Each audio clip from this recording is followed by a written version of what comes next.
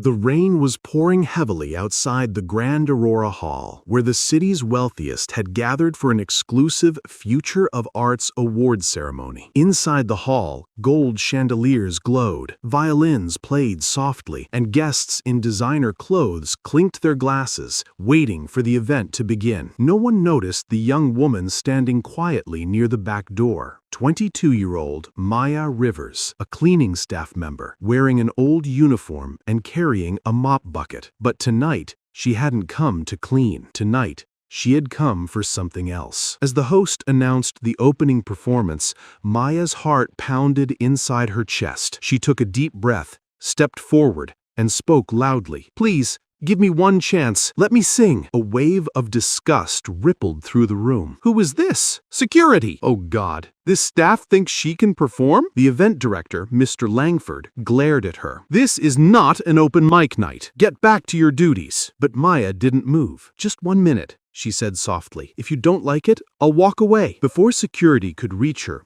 a familiar voice echoed. "Let her sing." Everyone turned. It was Dr. Henry Clark, an old composer known for discovering rare talent. He was respected, feared, and brutally honest. When he spoke, people listened. Langford's face turned pale. "Sir, this is highly unprofessional." Dr. Clark ignored him and approached Maya slowly. "I've heard your voice before, haven't I?" he asked. Maya nodded. "5 years ago, you auditioned at my academy, and I was rejected," she whispered. Dr. Clark sighed heavily. "You weren't rejected for your talent. You were rejected because your mother worked here as a janitor. The board believed it would ruin the academy's image. I fought for you, but lost." Gasps spread through the audience. Langford stepped forward angrily. "Dr. Clark, this is not the time." "No," Clark said. "It's exactly the time." He turned to Maya. "Sing." Maya closed her eyes and started. No microphone.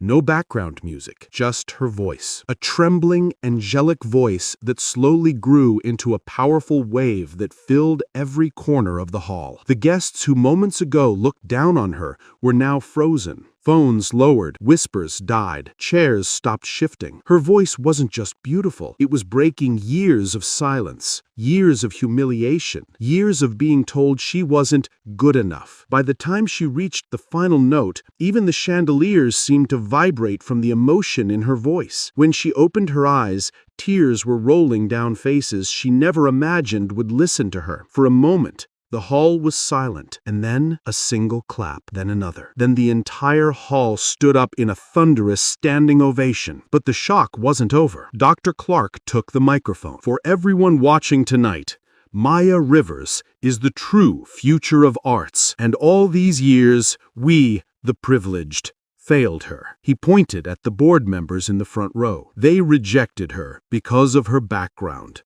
because of her mother's job. Tonight, that injustice ends. Cameras flashed. Reporters rushed in. Maya stared in disbelief as Dr. Clark announced, "I am resigning from the Academy Board," and offering Maya a full scholarship, a contract, and her own stage. Langford tried to intervene, but a journalist pushed forward. "Sir, is it true you personally removed her application because she worked as cleaning staff?" Langford went white. Maya stood silently, overwhelmed. Then a hand touched her shoulder. It was her mother, the same woman who had cleaned the hall for 18 years. "I told you, sweetheart, your voice will someday reach the places my hands never could." Maya burst into tears. As the audience applauded again, Maya stepped forward and said, "I didn't come here to embarrass anyone. I came because I wasn't allowed anywhere else." Her words echoed like lightning through the hall. That night, every news channel ran the same headline: